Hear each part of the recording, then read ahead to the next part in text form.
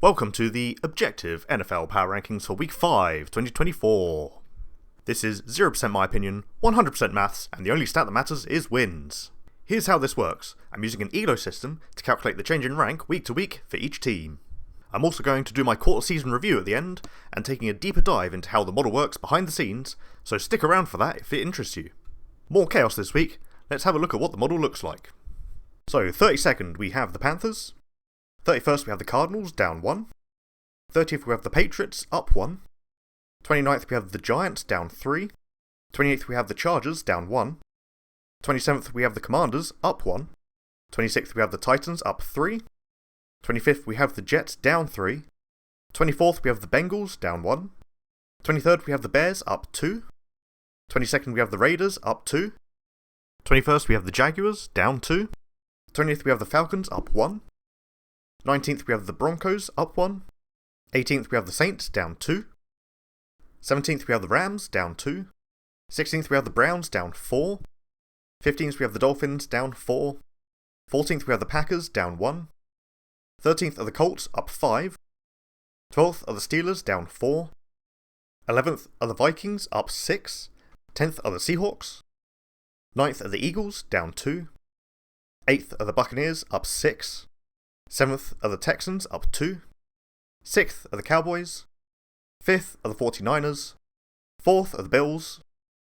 3rd is the Lions. 2nd is the Ravens. And 1st is the Chiefs. Alright, let's have a look at this list. So, no movement in the top 6. Things are pretty stable there. Some big movers up in the Buccaneers, Vikings and Colts. Also dropping down quite a lot are the Steelers, Dolphins and Browns. Lots of small moves in the second half of the field. So now that we're 4 games into the season, we have got a good idea of who's good, who's not good, who should really be in the middle. So let's have a look who's out of position in this list. If we start at the top, I'd say the top 8, all fairly good. Buccaneers may be a little bit too high, but is pretty competitive in that area. They are 3-1. The Dolphins and Browns, both 1-3, both actually pretty bad, probably quite high there. But they are making their way down. Looking further down, it all seems pretty satisfactory. The Jaguars may be a little bit high at 21, having actually not won a game yet. The Jets also, for a 2-2 team that looks as good as they do sometimes, probably should be in that midfield rather than in the bottom 8. The 3-1 Washington Commanders should definitely be in that midfield at the very least, but they're working their way up. The Chargers, I feel, definitely should be in that midfield as well, and the Cardinals probably should be a little bit higher than they actually are on this list. Alright, let's have a look at the actual ELOs we're using for this tier list. So you can see here the ELOs we've started them out with from week 0, and the change in ELO from week to week up until the end of week 4.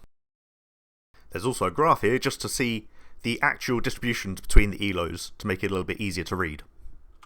So the easiest thing to check out with this is where are the big gaps in ELO? Where are the big blocks?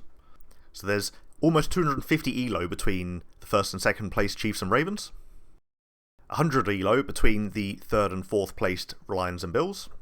Then it's pretty tight all the way down to 25th. There's about 100 ELO gap between 25th and 26th, which is the Jets and Titans. There's another 100 ELO gap between 29th and 30th, which is the Giants and Patriots. And of course, the Panthers are still last. They're 170 ELO off of the bottom of the list. We can also have a look at some of the individual teams to see how they've fared over the season. 49ers have lost almost 200 ELO, but they remain in the top 5. Conversely, the Vikings are up almost 300 ELO, which has sprung them into the top 12. The Browns and Dolphins, as you can see at 15th and 16th, they're on a fairly similar trajectory, down almost 200 ELO each.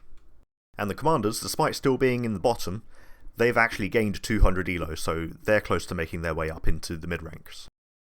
So, one of the advantages of having the ELO system is it takes strength of opponent into consideration for when it moves you.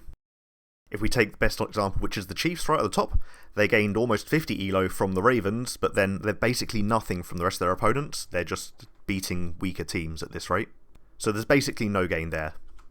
And we're unlikely to see them move until they lose to a team, in which case they'll probably lose quite a lot of ELO and come back down to earth a bit. Similarly, the Panthers right at the bottom, they've only won 1 game, but that's given them a lot of ELO, and the next few games that they win will shoot them right up into contention with the bottom of the pack. So outside of those two teams, clearly outliers, the rest of the league has kind of undergone a bit of a squish. All the elos are starting to come together, and I expect to see that trend continue, honestly. It should be a bit more of a reliable model further into the season. Again, this model is kind of slow to react, so things like Tua getting hurt or the commanders looking really good won't be quickly reflected in the standings. That'll take a while to sink in. So the actual ELO calculation itself, here's the example I'm going to take from the Thursday Night Football in Week 5. This is Buccaneers and Falcons. So we can see here the ELO calculation for the Buccaneers, presuming that they win, it's going to be the difference between the Falcons' ELO and their ELO, divided by 400, 10 to the power of that result, add 1, 1 divided by that result, then for the win 1 minus that result, times that by 100, which is our K-factor for this calculation, which gives you the change in ELO, and then you can add on to the previous week's ELO to find their new ELO result. Conversely, if you look at the Falcons calculation, we see that instead of a 1 minus, it's a 0 minus, which will give them a negative change in ELO, which will make their ELO go down. So hopefully that explanation makes sense. If you have any questions, please put them in the comments, and I'll see you guys next week for more power rankings and maths.